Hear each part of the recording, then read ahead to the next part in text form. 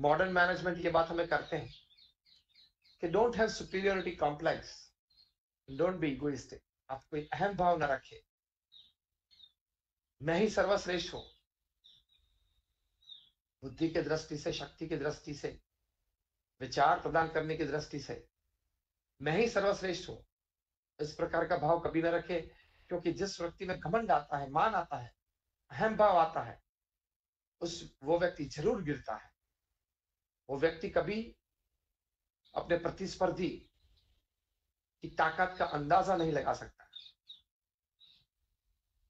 महाभारत से भी हमें ये बहुत बड़ी अच्छी सीख मिलती है। महाभारत में एक बहुत अच्छा प्रसंग है। संजय कौरव सभा में पांडव के सद्गुण और सामर्थ्य की बात करने लगता है। तभी क्रोधित होके दुर्योधन संजय को कहते हैं और धृतराष्ट्र को भी सुनाते हैं कि देखो, युधिष्ठिर में ऐसी कोई शक्ति नहीं है और युधिष्ठिर मेरे से डरे हुए हैं, इसलिए तो युद्ध नहीं करना चाहते हैं, युद्ध करके जीत के ये राज्य नहीं लेना चाहते हैं। सिर्फ 5 छोटे से गांव अपने 5 भाइयों के लिए वो मांगते हैं, इसलिए वो मेरे से डरे हुए हैं। तो क्या आप संजय उनके सामर्थ्य की बात करते हो? और गदा युद्ध में मैं सर्वश्रेष्ठ हूं, एक भीमसेन को मैं मार दूंगा, फिर तो पांडव सेना में कोई समर्थ नहीं है कि मेरे सामने युद्ध में वो खड़ा रहे। और गदा युद्ध में मैं इतना निपुण हूं कि एक बार मैंने मेरी गदा का प्रहार अगर हिमालय पे किया, आप सुनना ये शब्द, इस प्रकार का घमंड व्यक्ति के अंतर में होता है, वो पूरा अंधा हो जाता है। इस घमंड के पर्दे के पीछे दुर्योधन ये कहते हैं कि मैं एक प्रहार करूंगा मेरी गदा से हिमालय के ऊपर, तो हिमालय के 1 लाख टुकड़े हो जाए। क्या घमंड! तो हमारे सत्शास्त्रों में यह बात लिखी है कि इस प्रकार के जो घमंडी व्यक्ति हैं, उसका घमंड जरूर टूटता है, क्योंकि वे अपने प्रतिस्पर्धी, यहां इस महाभारत में अपने दुश्मन की शक्ति का माप कभी नहीं निकाल सकते। और यही हुआ, और दुर्योधन का घमंड टूट गया और पूरा कौरव मतलब पूरी कौरव सेना ये महाभारत के युद्ध में हार गई और नष्ट। तो ये भी एक व्यक्तित्व विकास के लिए बहुत अच्छी बड़ी सीख हमें महाभारत से मिलती है। मॉडर्न मैनेजमेंट भी ये बात करते हैं कि don't be egoistic, don't be in your superiority complex.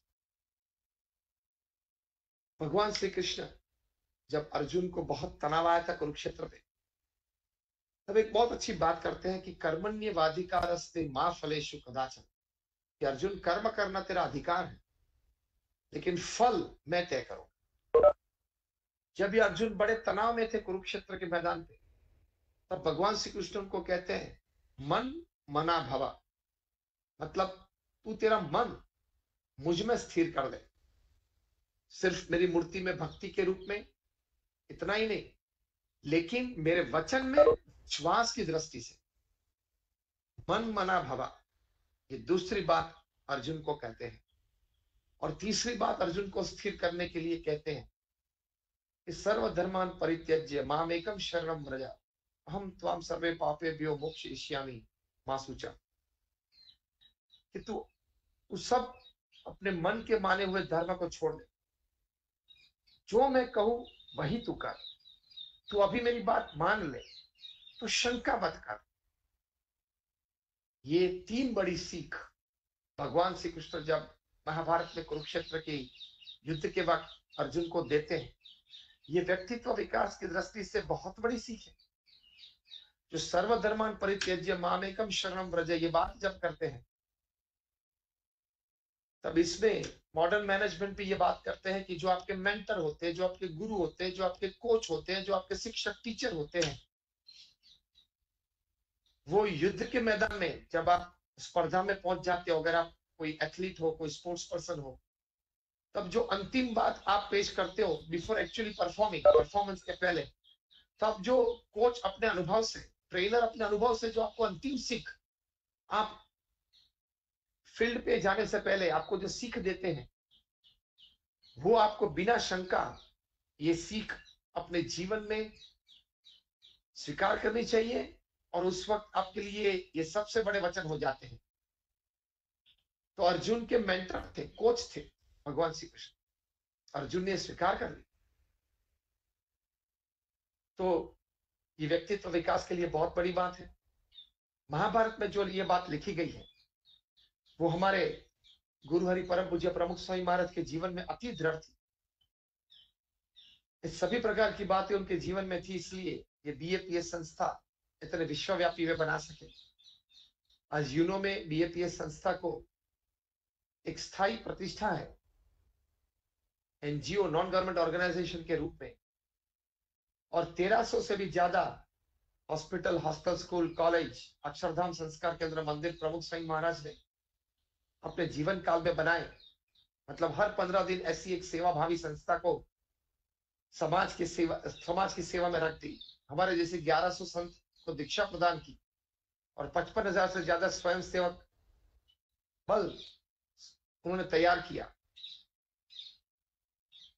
तो ये सभी कुछ वे कर पाए, उनके पीछे ये रहस्य की बात ये थी कि ये सभी सद्गुरु की बातें जो हमने आज ये सुनी, और इससे भी कहीं और बातें जो व्यक्तित्व विकास के लिए हमारे सत्शास्त्र में और मॉडल मैनेजमेंट में भी, ये सभी बातें उनके जीवन में अतिशय दृढ़ थी।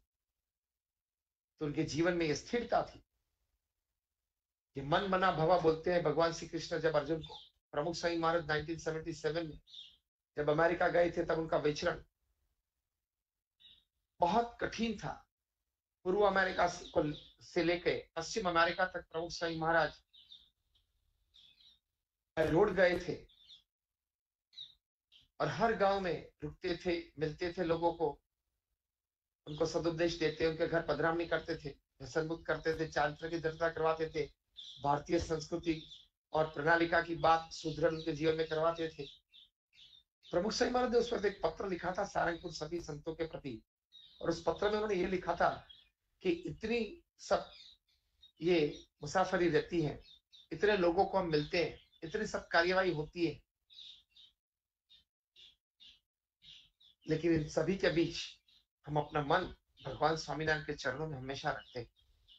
हमारा मन यहाँ कोई पंच विषय के भोग में कभी विचलित नहीं होने देते। ये उनके चारित्र की दृढ़ता थी। इनके जीवन में एक बड़ा सद्गुण था कि अमेरिका की भोग भूमि में भी उनका मन कभी विचलित नहीं हुआ, क्योंकि चारित्र दृढ़ था। भगवान स्वामीनारायण के चरणों में अपना मन समर्पित कर रखा था।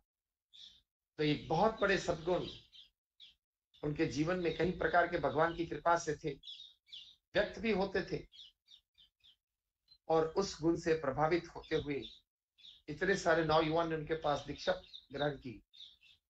समाज ने उनको साथ दिया, और इतनी समाज सेवा संस्था वे खड़ी कर पाए, और समाज की सेवा में इस संस्था को उन्होंने सौंप दी।